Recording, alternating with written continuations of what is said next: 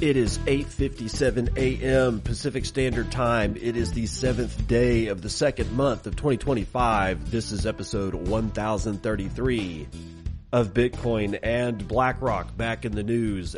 Even though we talked about Blackrock yesterday, they're doing other stuff. And then we're going to examine just how many states in the United States are now looking at a Bitcoin strategic reserve or some type of asset strategic reserve, because the number has increased yet again. And then we've got Hawk Tuah girl. Something has occurred, and we are not going to be hearing anywhere close to the last from Hawk Tuah girl. I guarantee it. She's going to be in the news for a while if my prediction holds out. And then, well, we've got the jobs report came in, and we got a bump out of it. And of course, the bears were ready and willing and able to, I don't know, have fun staying poor or something like that. We got tornado cash. That case is in the news again. And then we're going to have a rather long discussion about nostr. We've got a really good article in here from Leon Wankum from Bitcoin Magazine. That will be the second part of the show, along with Vertex as a web of trust service coming out. There's some important security fixes with Tails, if you are using Tails OS, and Bitcoin Keeper is in the news. But first, let's go all the way to the top and talk about Blackrock yet one more freaking time. Zoltan Vardai from Cointelegraph.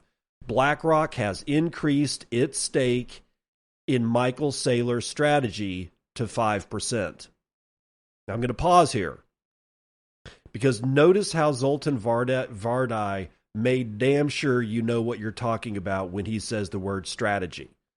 Because the rebranding from MicroStrategy to Strategy is such a terrible rebrand, writers are having to actually put yet one more name into headlines so that you know what the hell they're talking about. Nobody knows what the hell strategy is. Everybody knew what MicroStrategy was. We've been hearing the name MicroStrategy since 2021, and before that time, nobody knew what MicroStrategy was. Yet here we are, only 4 short years later, and they've rebranded to Strategy. This, in my opinion, is bad, and this headline is evidence that the rebranding is bad because he had to actually throw in Michael Saylor's name. But nonetheless, this story is about BlackRock and the fact that they have bought more, well, what used to be MicroStrategy. BlackRock has increased its stake in Michael Saylor's strategy, reinforcing its growing institutional interest in Bitcoin. And BlackRock, the world's largest asset manager with over $11.6 trillion in assets under management, has increased its stake in strategy to 5%, according to a February 6th filing with the SEC. Following the investment, MicroStrategy stock rose by more than 2.8% in pre-market trading to change hands at $325 as of February the 7th. Strategy is the world's largest corporate Bitcoin holder, with 471,107 BTC, worth around $48 billion. Now, that's all we really need to know. They get into some history, or Zoltan or whatever gets into some history about BlackRock and whatnot like that, and some numbers, and we don't need that. What we really just need to understand here is that BlackRock has increased their holdings of strategy to 5%. But here's the thing, is that as of this morning, let me bring it up here. As of this morning, let me see if these news stories are still here. Let me read you some of the headlines about MicroStrategy. We get over here. They're up. Actually, strategy is now up, or MSTR is up 3.61%. And if I go over here to the news, I've got a couple of stories here. Keefe, Bruyette, and Woods has initiated MicroStrategy at an outperform with a $560 price target. And then we have Maxim Group. MicroStrategy is maintained at a buy by this thing called Maxim Group, and they have a $500 per share target price, and that is up from $480. So it's not just BlackRock that is, getting into MicroStrategy. It's a lot of these other agencies that they're not ratings agencies, but they are the guys that say, hey, this is a buy, it's a hold, this is a sell, and this is an outperform, this is a, get over leveraged on this. And they're calling for 500, anywhere between 500 to $580 per share. And you're looking at MicroStrategy at 360. So, take it for what it's worth. And I'm not suggesting that you go buy MicroStrategy stock or anything like that. I'm just saying that this is what's going on. And remember that their next earnings report comes out in May the 6th, by the way. And they're going to be able to put their gains from their Bitcoin holdings for the first time ever on their balance sheet. And they may be looking at I think it was like a $12.6 billion increase in what their valuation that they are going to be able to report because of the fair value accounting rule set from the FASB they're going to use it for the first time in May, unless they don't, but they would be able to. So just be prepared for that. Now let's get into the states. Because remember when there was just 2 or 3 states that were talking about a strategic Bitcoin reserve, and then it went to like 8, and now it's like, then it went to like 12. Well, now it's a full 1/3 of all the states of the United States are now exploring Bitcoin and crypto for public funds. Vince D'Aquino from Decrypt. A growing wave of U.S. states are pursuing legislation to establish a strategic Bitcoin reserve or enable some type of crypto investments for public funds, opening a shift in state-level fiscal policies. Out of the 50 U.S. states, 16 have ongoing legislative considerations and varying statuses. Utah stands out as the state closest to potential implementation. The state's Blockchain and Digital Innovation Amendments Bill was passed and recommended on third reading by the Economic Development and Workforce Services Committee through the House with a majority vote of 8-1 on January the 28th. Utah's bill would authorize the state treasurer to allocate up to 5% of certain public funds to qualifying digital assets as long as they meet the main requirement of having over $500 billion in market cap averaged over the past 12 months, and pretty much only Bitcoin fits that bill. Though a total of 17 states have filed similar proposals, North Dakota's proposal was notably rejected on February the 4th, according to data visualized by the Bitcoin Reserve Monitor. Several other states are considering similar moves to allow Bitcoin or crypto for use in public funds. State-level momentum continues to build, with New Mexico becoming the latest entrant. Senator Anthony L. Thornton introduced the Strategic Bitcoin Reserve Act on February the 4th, proposing yet another 5% allocation. This number 5% comes up quite a bit. Remember, we just got finished with BlackRock, 5% allocation. Anyway, Arizona's Senate Finance Committee has advanced similar legislation, passing SB 1025, which would permit up to 10% of public funds, including public pension systems, to invest in cryptocurrency. Wyoming and Massachusetts have also joined the race, with the latter opening its rainy day fund to be invested in Bitcoin or any digital asset for up to 10% of its stabilization fund. Texas, meanwhile, has taken a different approach with 2 proposals. The state has a Senate bill in the works that would allow up to 1% allocation from its general revenue fund balance, but it has a separate House bill focused on Bitcoin donations with provisions for crypto payment conversions to Bitcoin. So far, neither has advanced to law. From Oklahoma and Missouri to New Hampshire, Pennsylvania, and Ohio, various states in the United States have either proposed or pending bills, with the legislative status of these bills across 16 participating states actively being tracked by Bitcoin Reserve Monitor. And they keep mentioning Bitcoin Reserve Monitor, which you can go look at bitcoinreservemonitor.com, and it shows you a map of the United States, and all the states that are proposing anything that even remotely looks like this are in various colors. Blue is pending. Okay, so these are the states that are pending. Wyoming, South Dakota, Kansas, Oklahoma, New Mexico, Texas, Alabama, Florida, Missouri, Illinois, Ohio, Pennsylvania, New Hampshire, and Massachusetts. North Dakota is in red because they had one, but it got rejected. Now, there's an orange one, and there's 2 states that are considering, which means that they've gotten it, they've gotten it through. They're out of committee, and that's Utah and Arizona. Now, of all of those states, we have 1, 2, 3, 4 that are Bitcoin only, that only mention Bitcoin, and that is Arizona, New Mexico, Texas, and Illinois.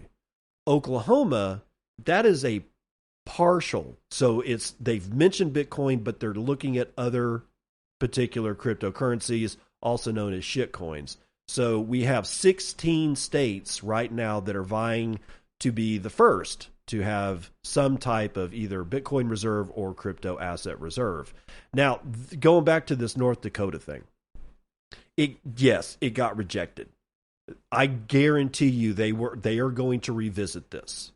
The people that wanted this to happen, they're not going to let it go so easily. So just be aware that just because North Dakota got their shit handed to them on a silver platter, that it's going to come back. I guarantee that they're going to try that one more time. Now, let's get over here. Why is my thing not working? There we go. The Circle P is open for business, and Peony Lane wine keeps it real. Their vineyard isn't about fancy talk. It's built on hard work, real grit. The nature of their vines come about through honest effort, crafting wines that hit hard with bold, unapologetic flavor. Each bottle tells a story of down-to-earth dedication and raw passion. If you're tired of the fluff and want wine that's as tough as it is tasty, give Peony Lane wine a try. No pretenses, just pure, unfiltered taste in every drop. That's right. Peony Lane Wines is back in the Circle P today. And I'm going to describe to you their 2022 Estate Pinot Noir. It's vibrant and untamed from the highest elevation AVA in North America. I don't know what AVA means. Maybe it means available. Anyway, ripened by intense sunshine and crisp mountain air, our sustainably grown Estate Pinot Noir produces vibrant and untamed natural wines.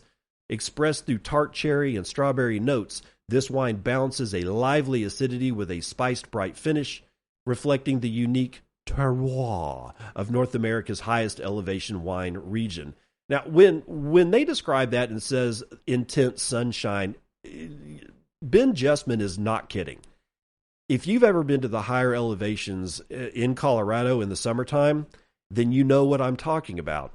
If you haven't, then you have absolutely no clue just how baked in the sun you can get. And that's what you want for grapes. You want intense sunshine. And in fact, you kind of want a little bit every once in a while, especially towards the end of the season, you kind of want a little bit of drought conditions to concentrate those sugars into the grape. And that is one of the hallmarks of high altitude wine, because it is bathed in sunlight. And if you would like to buy this wine from Ben Justman, you will have to actually email him if you want to use Bitcoin to buy it, because while he does take Bitcoin, there's only a couple of sets of wine that you can actually just purchase without actually talking to him. That is the Lightning Pack and the Whale Pack. If you want to buy some of his other wines for Bitcoin that's not in the list, then you need to email him directly, okay? So that would be Ben Justman at peonylanewine.com. This whole thing, his website is going to be in the show notes under the Circle P. You go to peonylanewine.com/Bitcoin, and at the right-hand side bottom, it says email us directly. Hit that thing, and you will be able to work a deal out with Ben. I'm not sure exactly what kind of deal you'll be able to work out with Ben, but whatever deal you do work out, make damn certain that you tell him that you heard about him and his wine and his vineyard, Peony Lane, here on the Circle P on the Bitcoin and podcast. Now, on to the Hawk Tua girl. She posts and then deletes a podcast with crypto influencers. What's going on? And this is from decrypt.co. Who's writing it, by the way? Andrew Hayward is writing it. Haley Welch, the Hawktua girl who went viral last year, has awoken from her long slumber following the disastrous launch of her Solana meme coin early December. And things are as chaotic and confusing as ever because Welch appears to have posted a new episode of her Talk to It podcast. Get it? Talk to It? Anyway, on Thursday, more than 2 months after the last episode was released shortly before her meme coin catastrophe. Strangely, though, the episode no longer appears on her YouTube channel, seemingly deleted as abruptly as it went up. But if the idea was to scrub it before the internet could get its eyes on it, then it wasn't fast enough, as leaks of the episode are now circulating on social media. The new episode features a conversation primarily with Richard Bankston, the crypto-native founder and CEO of gaming organization Fozzy Clan, who brought along a pair of industry pals, DeGod's creator and meme coin trader Frank, and content creator and influencer Thread Guy. In it, I know you're doubling over in pain because you want to throw up. I've got a point, but I've got to let you have the information first. Welch recounts her experience of agreeing to launch a meme coin. Keep that in mind. She agreed to launch a meme coin and how things went wrong with the deployer holding 80% of the supply and the token price immediately plunging to near zero, and the immense backlash that mostly forced her offline in recent months. Quote, "I'm still a little shook up about it," Welch admitted at the top of the show. Broadly, it's a friendly conversation about missteps around the meme coin situation, which resulted in a lawsuit against Welch's business partners, and Welch is playing ball with lawmakers taking aim at her one-time allies.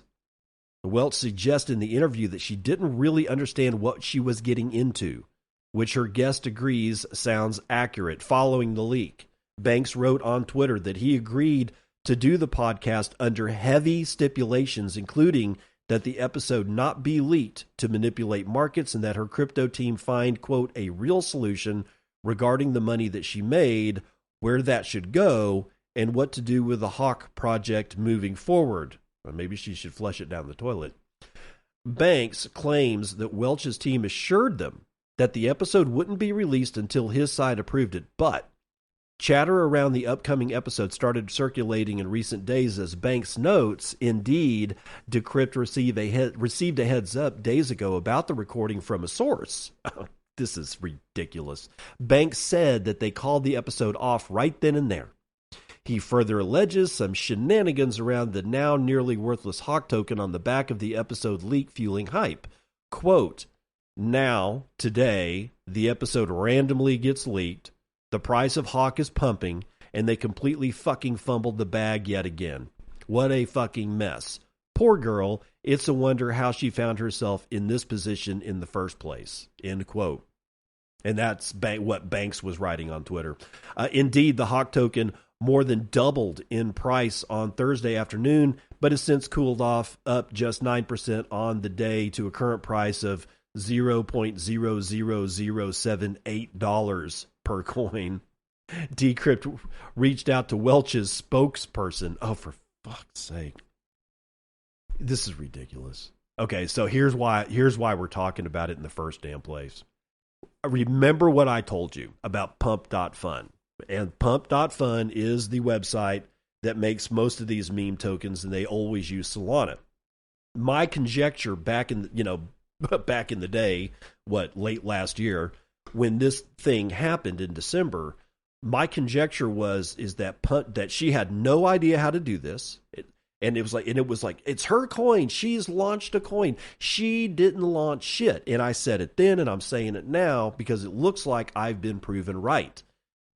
Pump.fun, I believe, reached out to her because she was an internet sensation for like that day and a half, and meme coins were going crazy. So Pump.fun did everything they could to get a hold of this poor girl and said, look, we're going to make millions of dollars together. We're going to make a meme token out of you, and we're going to list it. We're going to do all the back end shit. All you got to do is be the face of the project. And she said yes, without any understanding of what that meant to say yes, because this is an unregistered security. And that's probably the most of her worries, but it's not the least problematic of what she's found herself into. All right. I mean, this now she could be like tagged for market manipulation after the fact with what happened here. She's completely blown her reputation. Not that that's going to matter, because everybody's still going to want to get her on their podcast, because it's Hawk to a girl, and that's going to lend some kind of credibility to whatever. I'm just saying that the guy that had the squirrel and the raccoon suicided, at his house, and then he made meme tokens, guarantee you the exact same thing happened. Pump.fun reached out to him and said, you're an internet sensation. Let's get rich together. We'll do the meme coin. We'll do the back end. We'll do the launch. You're the face of the project. If for whatever reason you find yourself in a situation where you're getting a lot of traction on social media because, I don't know, you ran into a tree on a tricycle, don't let pump.fun take you down this hole. You don't want to be in this hole. This is going to take forever for these people to get out of. And if they don't see jail time, I will consider them lucky. That's what I'm taught. That's why I'm bringing you this story. It's not because I think Hawk 2 is a good thing. It's not. It was an awful thing to witness. But man, this girl she just doesn't know when to clam up. There's a 50-50 chance that after this latest experience that we never hear from her again. But there's also the same 50-50 chance that we do, and God only knows what the hell that'll bring. So Bitcoin topped 100K after the United States added fewer than forecast jobs in January. The jobs report came out, and CoinDesk's James Van Straten is going to give us some particulars. The largest cryptocurrency rose above 100 grand for the first time since February the 4th. Oh, we've become exceedingly efficient at crossing the 100K mark. Anyway, that was after the Bureau of Labor Statistics said that the economy added 143,000 jobs in January, which was below the forecast for 170,000 and definitely down from the 256,000 added in December. And I am still waiting on those numbers to be adjusted down, because I guarantee you they will be. Still, the unemployment rate dropped to 4% compared with the expected 4.1% and December's 4.1%, as well as growth in average hourly earnings, blowing past the estimates coming in at 0.5% compared with the expected 0.3%. Quote, relatively high wage inflation and a low unemployment rate means that the Federal Reserve isn't likely to cut rates anytime soon, but markets already knew that, said Zach Pandel, Grayscale's head of research. As long as equity markets remain broadly stable, Bitcoin could make new highs later this quarter, end quote.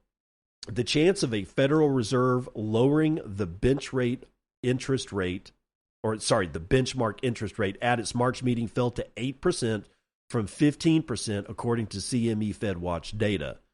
The Fed cut the Fed funds rate by 100 basis points over the last 4 months of 2024, and several weeks ago, investors were expecting more of the same in 2025, but a string of strong economic and inflation data since then, however, has had the Fed quickly backtracking on its dovishness and traders pricing out the odds of any further policy easing.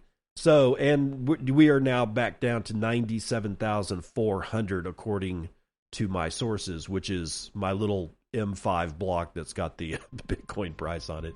All right, let's run the rest of the numbers.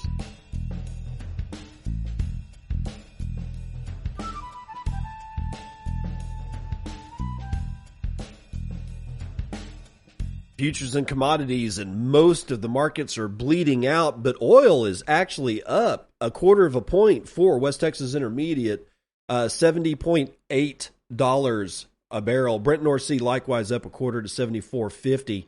Natural gas is down, however, 1 2/3 point Gasoline is up just over a point to $2.09 a gallon. Gold is up, but most other things are down. Gold is actually up a quarter of a point, and it looks like a brand new all-time high for gold. Congratulations, Mr. Chef.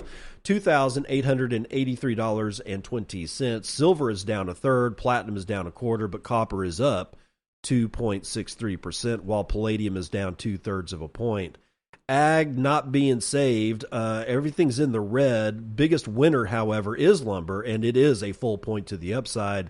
But the biggest loser today looks to be corn. Yeah, of course. 1.5% to the downside. Live cattle moving sideways, but lean hogs are up 3/4 of a point. Feeder cattle also moving sideways. Now, here's where the real bleed is happening. Legacy markets are having one hell of a morning. Dow is down a half point. S&P is down 2/3 of a point. NASDAQ is down almost a full point, and the S&P Mini is well over a point down to the downside, 1.14% in fact, and we are still hanging at $97,340 for Bitcoin.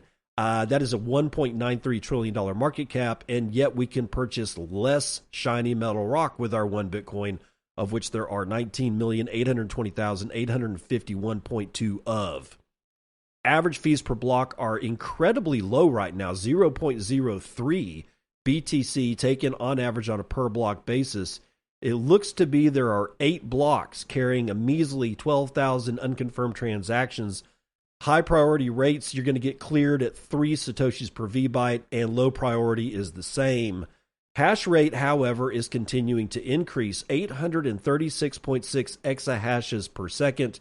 We are looking at a 5% difficulty adjustment coming in, wow, like what, 42 hours? A couple of days. 5% to the upside for the difficulty adjustment. So, yeah, do with that what you want.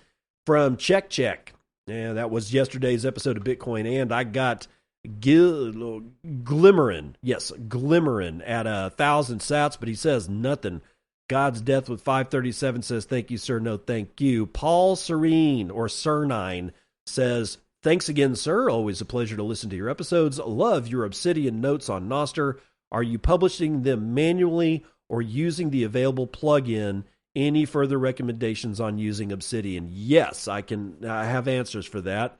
But first, let's do the rest of these. 444 sats is from, I don't know who. It's like there's somehow or another, I don't know who this is. Says, thank you, sir. So thank you, whoever the hell you are, sir. Pies with 420 with value for value. Thank you, sir. No, thank you. Wartime with 333 says, cheers, and cheers back. Anonymous with 147 says, thank you, sir. No, thank you. Justin with 100 says, I appreciate you. Yodel with 100 says, this is how it works. So I guess he found the boost button. Justin with 100 says, I appreciate you again, and I cannot thank you enough. Now, let's get back up here. Sir, for Paul Sir9, he wants to know about Obsidian. Okay, so, Paul, I am not using the plugin available on Obsidian to publish notes directly from. And there's a reason for that. I have the plugin, and I have used it, and honestly, it works fine. But what I've found is that when I've built a template for my notes, so here's what I do. I'm running through and I'm looking at what I've written down in books, or, what I've highlighted in my Kindle, and I've got my Kindle notes that come directly into Obsidian. So I'll sit there and I'm like going, okay, well, I don't want to do that one. I go, oh, well, I'll spend some time on this particular highlight, and then I'll read and think about what it is that I'm trying to write, how it is that I'm going to say it in my own words so that it sticks.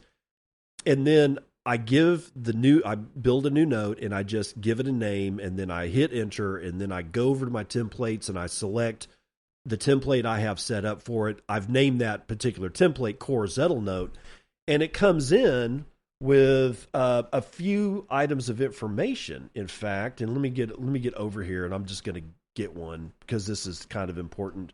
I'm just going to say untitled, and I'm going to say, of course, it'll know. Okay, so it'll give me the time that I write it, and it will automatically put up the date. And then if I want to add tags to it, I've got tags and a colon. And then I've got references, like where did this come from? Like if I'm doing the Sheldrake book, I'll put in the Sheldrake reference. And then I'll put in like any other core notes that it's related to. And then I'll give the Kindle location. And that's, most of these are like basically hyperlinks. And those don't really translate all that well. And honestly, they kind of confuse people if I publish it directly, because all this information will go directly to Nostr. But all I really need to go over to Nostr is just the text that I write. And that's why I stopped using the Obsidian plugin. Okay. So the second question is, do I have any further recommendations on using Obsidian? I recommend that you go find... Oh, is it Milo? Well, I got an email from him earlier today. Nick Milo. Nick Milo is at linkingyourthinking.com. He has a YouTube channel, and he's one of the guys that I started listening to a lot as to how does he use it? What is he using it for? What plugins, and stuff like that. I kind of recommend linkingyourthinking.com to people that are getting into this whole Zettelkasten thing. The other recommendation that I would have is that just because you're using a note-taking app like Obsidian does not mean that you're limited to just using it like Zettelkasten. There's a whole bunch of stuff you can do with this thing. It doesn't have to be just the Zettelkasten thing. So if you're like, oh man, well, I don't care about doing that stuff. Dude, there's like Kanban notes you can put up, there's whole mind map plugins you can get. And the internal structure of Obsidian is such that it's really easy to use. It's damn near intuitive. It has a massive community that are building really high quality plugins. It's free. And if you want to donate to the developers, they have a place where you can do that. And if you want to donate, most of the community plugins are also free. And if you want to donate to those developers, they have most of them have a little button that says, buy me a coffee down at the bottom of their thing. But I would go start with linking your thinking and look at Nick Milo's YouTube channel, which is also by the same name, Linking Your Thinking. So if you have any more questions about Obsidian, please feel free to give me a boost. And that's the weather report.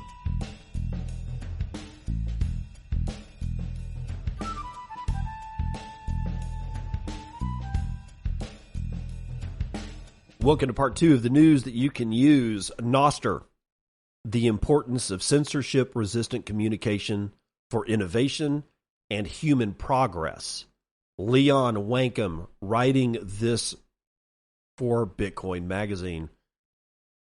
In an economic landscape increasingly characterized by monopolization and the dominance of institutionalized credit, innovative technologies and protocols are emerging that have the potential to change the foundations of our economy and society. At the forefront of this are Bitcoin and Nostr, two groundbreaking protocols that together can usher in a new era of innovation, free from the financial constraints of the fiat system. This article is going to examine the history and mechanisms that enable Bitcoin and Nostr to act as catalysts for innovation and human progress. In the days of hard metal currencies, especially during the gold standard, innovation was primarily driven by individuals and private companies who were independent of the state apparatus and institutional lenders. Some of the greatest breakthroughs in science, philosophy, and economics were made by private entrepreneurs. In 600 BC, a Greek named Thales observed that amber, when rubbed with silk, attracted feathers and other light objects. He had discovered static electricity. The Greek word for amber is electron, from which the words electricity and electron are derived. The Greek philosopher Plato is widely considered to be the first person to develop the concept of an atom, the idea that matter is made up of an indivisible component of the smallest scale. He also wrote a number of important books on science, philosophy, economics, politics, and mathematics. Wei Boyang was a Chinese writer and Taoist alchemist of the Eastern Han Dynasty. He is the author of The Kinship of the Three, also known as Cantong Ki, which is considered the earliest book on alchemy in China and is noted as one of the first individuals to document the chemical composition of gunpowder in 142 AD. The car was invented in 1886 by German engineer and automobile manufacturer Carl Benz, who was inspired by Nicholas Otto, who invented the first gas engine in 1861. The Wright brothers are considered the innovators and the first to fly a powered airplane on December 17, 1903 in Kitty Hawk, North Carolina. The creativity and ingenuity of the Wright brothers has been well documented.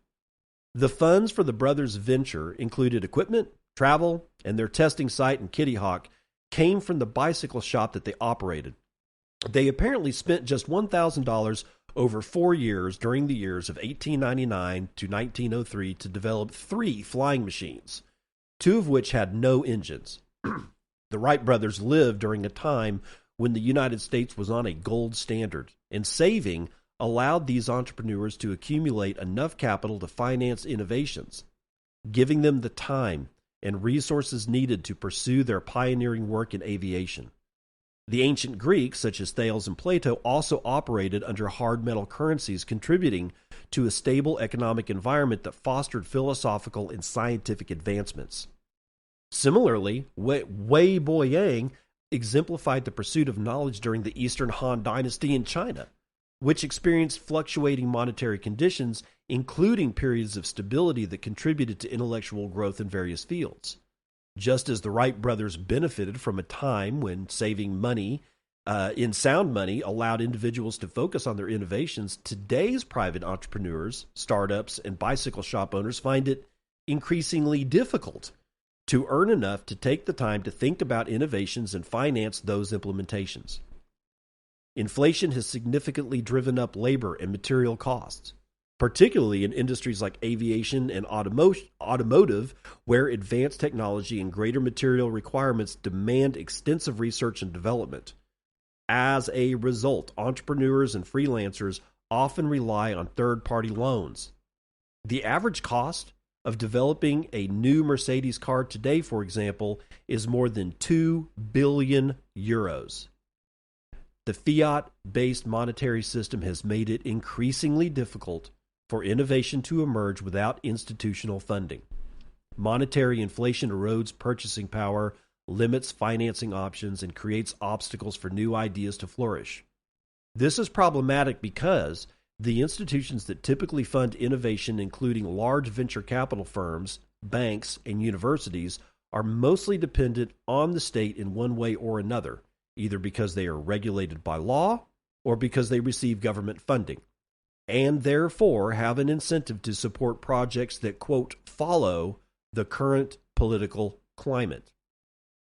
The result is a banal misallocation of capital and social stagnation, as can be observed in most countries around the world.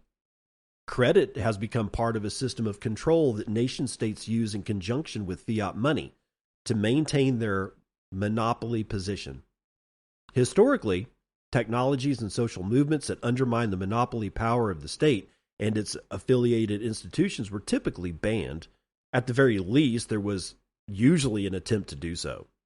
A good example is the way Bitcoin is treated by most states, how poorly it is spoken of in most universities, and how most banks used to consider it speculation at best.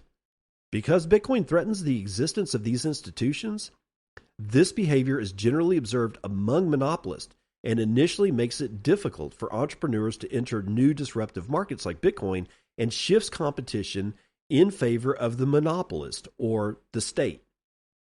Money creation and the granting of credit are fundamental to maintaining the state's monopoly position. As a result, the reliance on the institutionalized credit system to finance innovation has led to a dependence on a central authority, again, the state. This disrupts the progress and prosperity of humanity that results from a free market in which capital and information can be freely exchanged and suppresses the collective creativity of humanity. With the introduction of Bitcoin in 2009, the state monopoly on money was broken.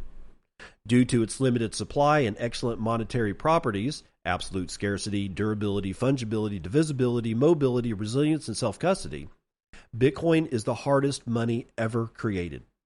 This allows entrepreneurs to preserve the value of their efforts, giving them time and, in the long term, capital to focus on problems and find and fund appropriate solutions, which in turn create opportunities for innovation to emerge from the free market in a bottom-up manner.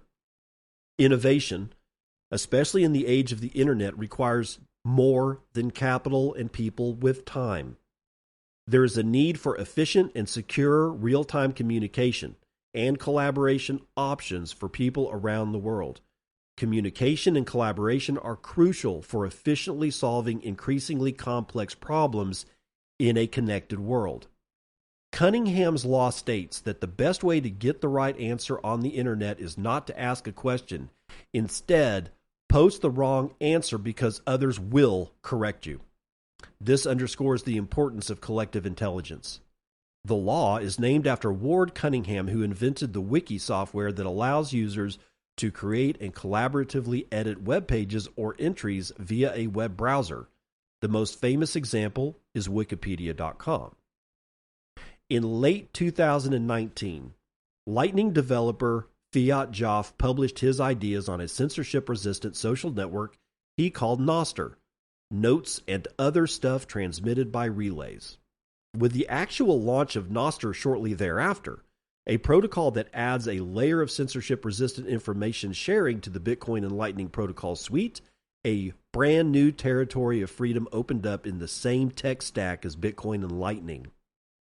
Although there were a number of other decentralized communication networks besides Bitcoin before nostr, like BitTorrent, LimeWire, Napster, etc., in my view, none of them had the potential to have a universal, long-term impact on collaboration to solve complex problems facing humanity. Nostr has the potential to enable bottom-up innovation and rapid problem-solving that no one can keep a lid on. With Nostr, market participants can communicate, collaborate, and reward each other in real time globally more independently of nation-state control. Even though individual applications that use Nostr can be switched off, the protocol itself cannot be effectively controlled or turned off by any central party. The first widely used application of Nostr is a censorship-resistant social network that can be accessed through various clients. The most commonly used ones include Damus, Primal, Amethyst, and Iris, and I'm going to add Coracle myself. Hat tip to Hodlebod. The usability of each client is largely optimized for desktop or mobile. The network structure is similar to the way one can access the IMAP email protocol through various clients such as Gmail, Yahoo Mail, etc. Applications connect to many nostr relays that are run by network participants with technical know-how. These relays distribute information. So, if one relay fails, there are others that continue to run. The relays operate largely independently of each other, giving the network resilience because there's no central point of failure. Although Nostr is not based on the Bitcoin blockchain, it does utilize peer-to-peer Bitcoin payments via the Lightning Network. With Zaps, users can pay each other or tip posts that they particularly like. People can now successfully save in Bitcoin, communicate via Nostr, and transact with each other using Lightning, potentially independent of any central authority. Even though, for a long time, I struggled to define the purpose of Nostr beyond its function as a decentralized Twitter, however, I eventually realized that the possibilities are nearly endless. Nostr is a protocol for a freer internet and society poised to become the gateway to a truly free internet. In this new landscape, we have the opportunity to innovate faster and reward ingenuity, making way for a more empowered and interconnected world. There are countless Nostr applications currently being built.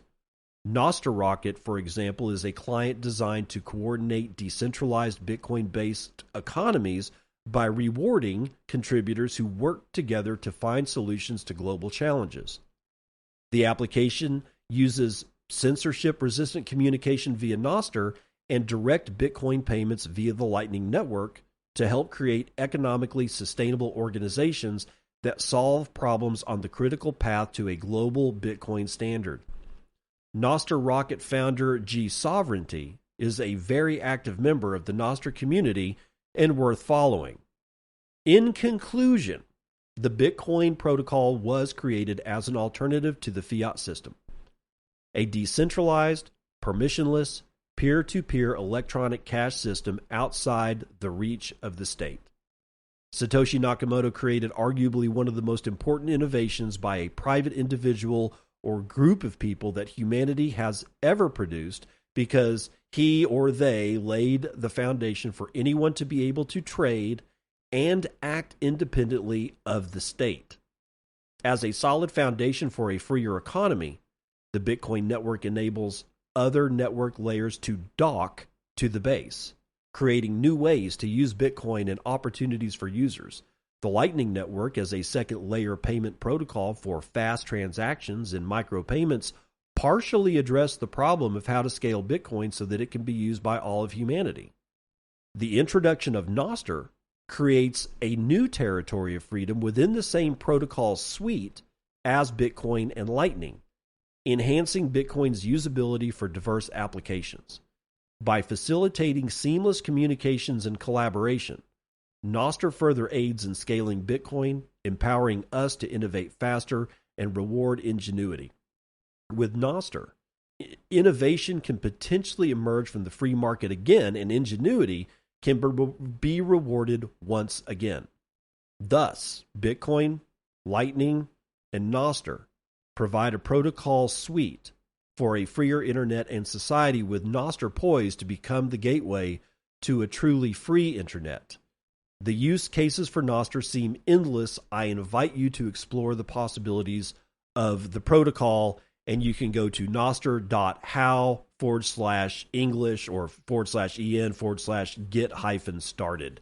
That link is where the underline is. I invite you to explore the possibilities of the protocol.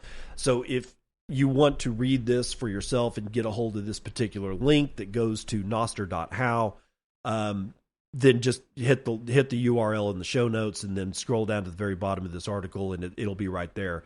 Now, this entire thing brings me right back to the question we had in the weather report about Obsidian. There is, if anybody's listened to my interview with Hodlbod, which I mentioned earlier, you will know that that I've been thinking about how to take this entire idea of notes in Obsidian. And Obsidian has this ability to link notes to other notes. Now, you got to make those links. It doesn't do it automatically, although with the advent of AI, it may actually be able to do that for us. However, if we were to just apply AI and let it run wild through like all the notes that I've ever written in my particular Obsidian vault, it could make a mess of things. So you'd have to keep a lid on it, so to speak. But if I'm right, we're going to probably see some AI plugins that will start making connections given certain sentence structure and what words are being used, and say, hey, this note that you wrote 4 years ago has a lot of potential to be linked to this note that you wrote 5 minutes ago. And, maybe make a little dotted line between them that you would be able to see in some type of graph view, and Obsidian has that. But the power in being able to link notes to other notes is, well, it's pretty immense, especially when you have hundreds and hundreds of notes. And as you're taking them, you're actually building your own mental capacity in your own mind and being able to remember more and more and more because you're doing the writing. And that helps your brain grow. And it also helps you your brain not get quote unquote inelastic, right? But while you do that, you're sitting there writing a note and go, or you're reading a book. And I've noticed this over the last couple of months, that I've been really solidly writing notes in Obsidian every day. Is I'll be reading something going, I even remember the name of the note that I wrote 4 days ago, and it has some similarities to this. So in Kindle, I've got a Kindle Scribe that my dear wife bought me for Christmas, and it's one of the most amazing things that I have right now. I can use a pen and actually write a handwritten note. I'll underline something, and then I'll be able to actually say, hey, make a note, and it brings up a screen, and I just write a handwritten note, say, look at note, I don't know, nodes for noodles or something like that. Like another note that I've written. And then when I go back to transcribe the note that I wrote the night before, I've got that note there that says, hey, go look at this name of this note. I'll go find it and go, yes, that's a connection. Now that I've made that connection, I have two seemingly separate ideas that may actually share some kind of common ground. And that's the real power of Zettelkasten. But let's take that and everything that I just said, lift it up and drop it into Nostr. And we already have that. Git Citadel. In any one of your Nostr applications that you're using, if you've got a search bar, search at Git Citadel. Git Citadel. That is the project that Liminal, Losserin, and I cannot pronounce her name, Lacerin, I sorry if I'm mispronouncing it. She also goes, I think, by Cyber Angel or Cerber Angel or something like that. And then Mleku is in there somehow, and there's a couple of other really well-known Nostr guys. And they've been working on this Git Citadel, and in a way that also represents the thing called Project Alexandria. So if you want to look for the hashtag Alexandria, you will find a lot of the notes that I've written lately have that hashtag, because I'm kind of like thinking that I'm doing that right now just to run an experiment later, and I don't know what the experiment looks like, but it could very well be something attached to Alexandria, so I kind of just wanted to hashtag that there so I could keep them all together, but be that as it may. Now let's say that I've got all these notes that are floating around Nostr. How do I connect those notes to each other in the Nostr network? I can easily do it in Obsidian, and I do it all the time. I'll do it later today, and I did it a whole bunch yesterday, and I've got a huge web of all of these notes that somehow or another are drawing from other notes, and I can see it in a map because I have a graph view, and I can look at a node, and that is like one of my notes, and it will have like 5 lines that's drawn out to other notes, and I can grab them all together, and I can try to figure out, why do I think these are similar, and boom, I've got enough writing to actually probably do a whole article on just that one subject. Okay. That's in Obsidian. Now, translate that over to Nostr, where I'm not just looking at my own notes, I'm looking at other people's notes and figuring out, how do we make a graph view of all of our ideas together? And what can other people formulate from something that, even though I wrote it, and somebody else is like going, okay, you wrote this, but there's a connection to this other note over here. And those two together, in my mind, formulate this other thing that neither me nor the other person would have ever thought of on our own, because we weren't connected to each other. You would never be able to do this on Twitter. You will never be able to do this on Instagram, Facebook, you name it. You're never going to be able to do what I just said on any platform but Nostr. We just finished talking about in this Bitcoin Magazine article, the innovation that is possible through just plebs, just private individuals, not institutions, not the state, just us. But yet we've always been hampered by the fact that we're always sitting in somebody's walled garden, but not with Nostr. Anybody has the ability to scrape all of the relays all at once and make their own connections. The Nostr protocol is the API. You can scrape anything you want. You can do whatever the hell you want. You can make all the graphs you want. You can run AI models on all the notes that's ever been written, or that you can lay your hands on from any of the relays that you can lay your hands on, and collect them all together in one supermassive database and run AI calculations on similarities and closeness and all the stuff that graph theory does. and start finding all these connections from hundreds and thousands of different people. What would be able to be born out of that? Think about that, because that's really important.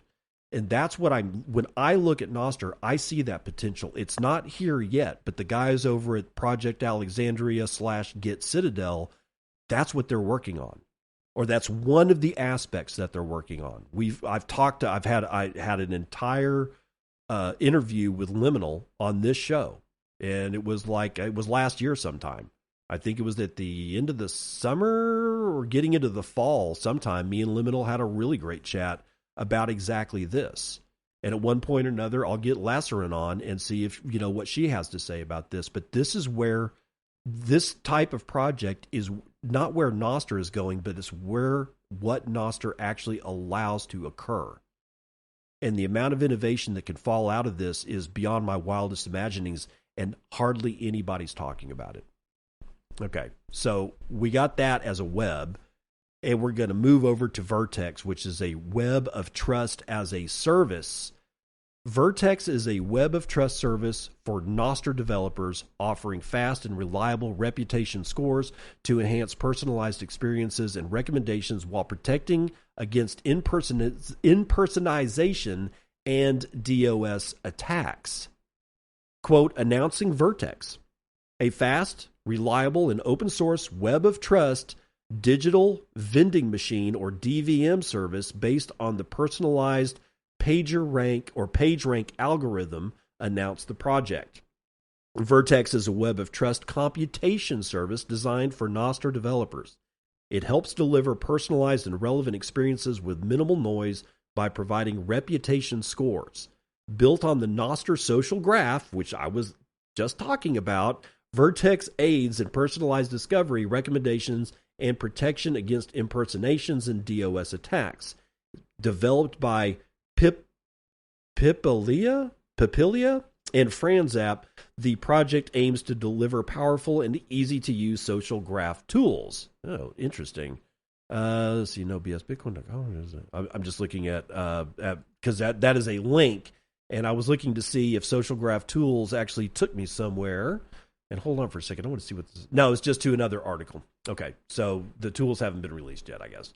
Quote, we are also open sourcing the code under the MIT license and started the conversation around DVM specs to encourage transparency and interoperability. According to the developers, the project currently offers 3 data vending machines that can verify reputation, recommend follows, and sort authors.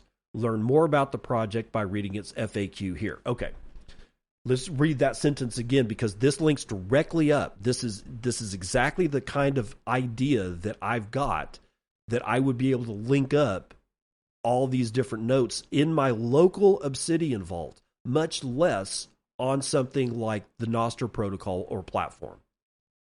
The project offers 3 data vending machines that can verify reputation, recommend follows, and sort authors. All of that is basically a gigantic search of a social graph.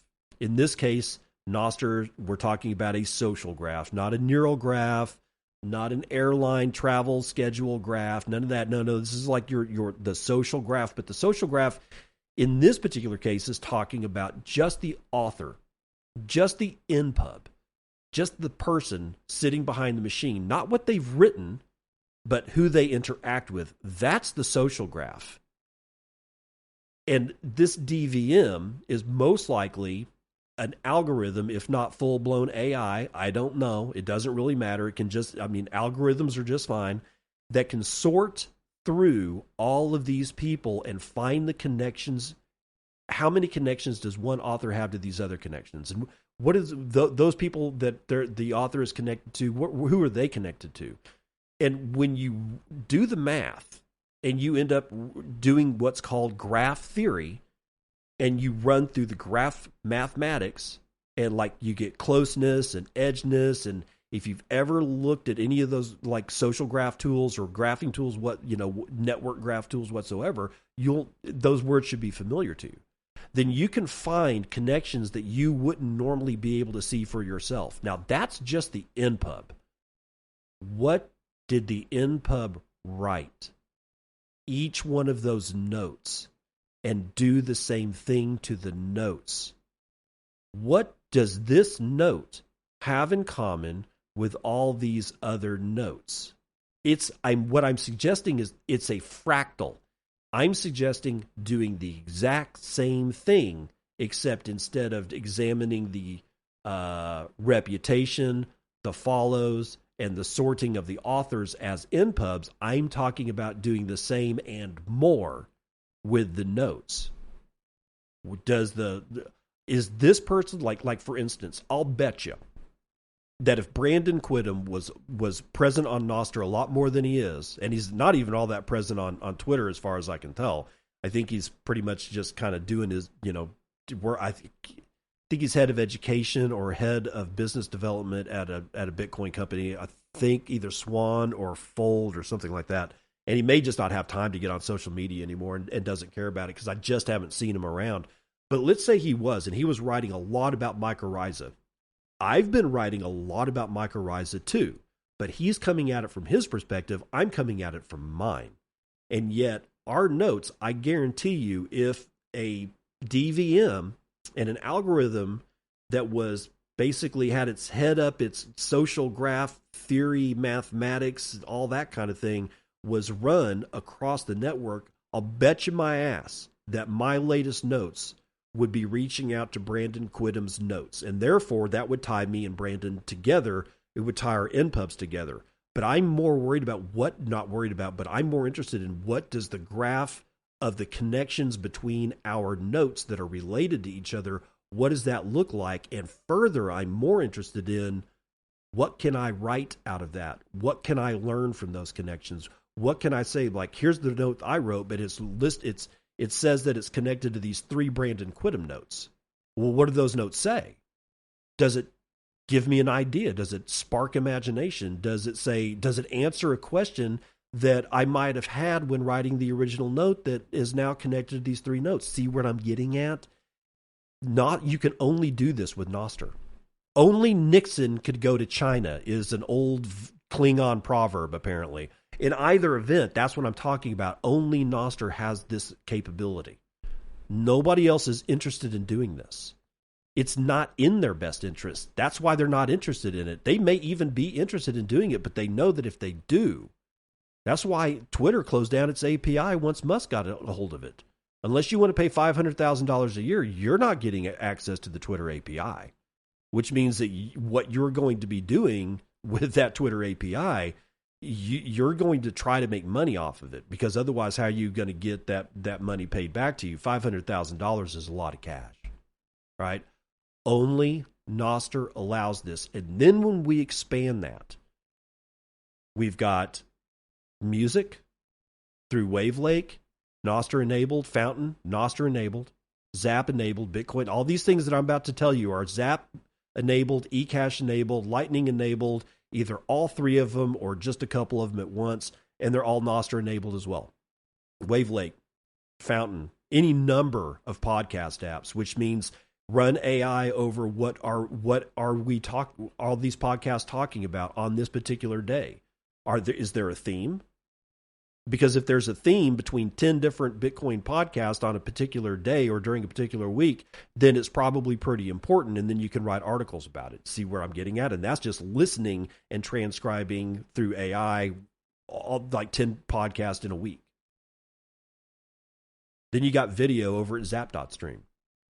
You've got any number of kind 1 through kind 5 million note Nostr clients that are available. You got Coracle, you got Damus, you got Amethyst. There's like 50 of them. Now you got OLIS. So can a DVM be run over all the photographs that are coming out of Pablo F7Z's OLOS on a pixel per pixel basis? Is there a theme? Is there a color theme? Is there anything that can be gleaned? Because that's going to happen. And while that is just as, exciting as it is terrifying, it's going to happen, and there's not a damn thing anybody can do about it. Why? because Nostr is the only open protocol that we have for this many and this kind of communication. It's going to be insane. Again, if you doubt what I'm talking about, go look for Git Citadel and hashtag Alexandria or hashtag Project Alexandria, and you'll start pulling it apart. It's one of the most important projects on Nostr that almost nobody knows about, and it's sad. And they also can't get grant funding, so if you help them out, get in the ears of the people that are giving grants and tell them that they need to look at what's going on with Git Citadel and Project Alexandria. Tails version 6.12 has important security fixes because a recent external security audit was conducted by Radically Open Security and several vulnerabilities were uncovered in the Tails operating system. These findings were responsibly disclosed in the Tails development team to the Tails development team for assessment and resolution. Quote, we are not aware of these attacks being used against Tails users until now. These vulnerabilities can only be exploited by a powerful attacker who has already exploited yet one more vulnerability to take control of a particular application in Tails. So chances are good you're not going to have to worry about this, but still, there is in this new release of Tails, it prevents an attacker from monitoring Tor circuits. It prevents an attacker from changing the persistent storage settings, and it does a whole bunch of other stuff, but we're not going to get into those. So if you are a Tails user, please, please, please update to the new version. And finally, Bitcoin Keeper version 2.0.1 has new design, mini-script integration with Bitbox02, Cold Card, Jade, Ledger, and more. Bitcoin Keeper, if you did not know, is an open source multi-sig mobile Bitcoin wallet with inheritance features. Keeper Desktop is a secure cross-platform desktop app for using hardware wallets with the Bitcoin Keeper mobile app. This version of the Bitcoin Keeper mobile app introduces a new app redesign for a simplified user experience, adds mini-script integration with Bitbox02, Cold Card, Tap Signer, Jade, Ledger, and Keeper mobile key. It enables in-app concierge ticket support for all users and implements Cold Card QR support and includes a variety of other improvements. And it is a slick looking user interface. The color scheme is great. I'm looking at like a couple of their screens on this app on mobile right now, and this is a beautiful looking app. I have not used it myself, but if you are a Keeper user, you might want to think about moving up to the new version 2.0.1. That is version 2.0.1, and that is it for the show today, ladies and gentlemen. If for whatever reason you are a person has more than a passing interest in using what you read to come up with new ideas, I cannot recommend Obsidian enough, because not only is it free, it is almost fully functional. The only thing that they require you to pay for if you decide to do it is they offer file sharing and syncing across multiple devices. So, your laptop, your desktop, and your mobile phone would have access to the exact same vault, and any change you made or new note that you write or anything that you do on any one of those three things is going to be reflected on the other two immediately because you're sharing the same shared vault. But that's only like $5 a month. Maybe it's $8. I don't know if they've increased their prices or not, but it's pretty cheap. But everything else is free, and it is a gorgeous user interface. You can even get themes and different fonts, and you can customize it 8 ways till Sunday. It has a massive community around development, and it is probably pound for pound the best note-taking app I've ever seen in my life. So if you want to take your game to the next level, go to Obsidian. If you have more questions about it, hit me up on Nostr. My npub is always in the show notes. You can, or just, if you already follow me, just send me a DM. Actually, don't send me a DM on Nostr. There's a reason why. Nostr DMs blow. They suck. Okay, and everybody knows it. It's okay. It's just one aspect of Nostr. Just hit me up directly in a note, And if for whatever reason you really don't want to say what you want to say in public, then just say, hey, I really need you to read your DMs right now. And if your DM is there and I do see it, I will read it and I will see you on the other side. This has been Bitcoin and I'm your host, David Bennett. I hope you enjoyed today's episode and hope to see you again real soon. Have a great day.